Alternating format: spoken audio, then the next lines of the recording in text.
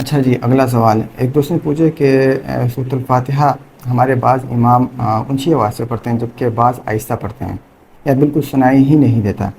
جب اس بارے میں ان سے پوچھا گیا تو ایک امام صاحب نے کہا کہ بسم اللہ سورۃ الفاتحہ کا حصہ ہے، اس لیے اسے بلند آواز سے پڑھنا چاہیے، جبکہ دوسرے امام نے کہا کہ اسے بلند آواز سے نہیں پڑھنا چاہیے، یہ پڑھنا درست نہیں ہے۔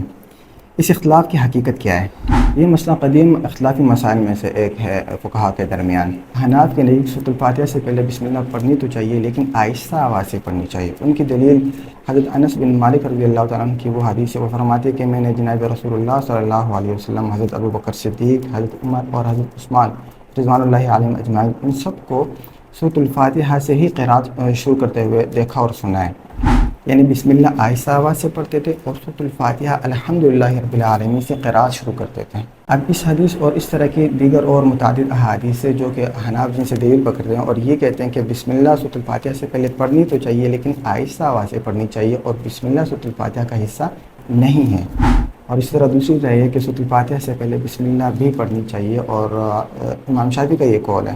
ان کے نزدیک بسم اللہ جو ہے وہ سورۃ الفاتحہ کا حصہ ہے، یعنی کہ سورۃ الفاتحہ الحمدللہ رب العالمین کی بجائے بسم اللہ الرحمن الرحیم یہاں سے شروع ہوتا ہے۔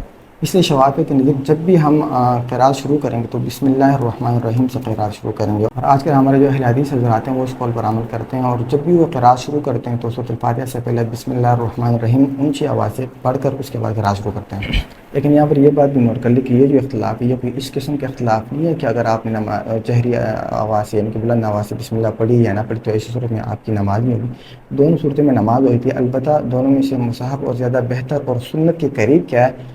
حناف کے نزدیک بسم اللہ آہستہ پڑھنا اور الحمدللہ سے قرأت شروع کرنا زیادہ افضل ہے اور سنت کے قریب ہے، جبکہ شوافی کے نزدیک اور آج کل ہمارے جو اہل حدیث حضرات ہیں وہ اس قول پر عمل کرتے ہیں کہ بسم اللہ سے اگر قرأت شروع کی جائے تو یہ سنت کے زیادہ قریب ہے۔